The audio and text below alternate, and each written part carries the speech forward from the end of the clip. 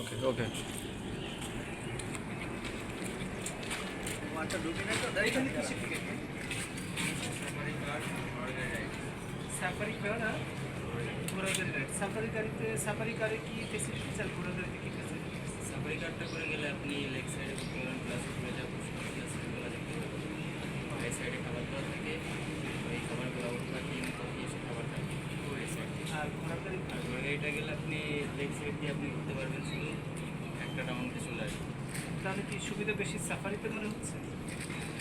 ঠিক আছে, তাহলে আমাদেরকে 3টা সাফারি কারের টিকিট দাও। কত করে? 100 টাকা পার পারসন। পার পার্সন 100 টাকা। পোষাবে তো আমাদের 100 টাকা? মানে আমরা কি 100 টাকা দিয়ে ঢুকে পরে এন্টারটেনটা ফিল করতে পারবো পারফেক্টলি? ঠিক আছে, আমাদেরকে 3টা দেবো।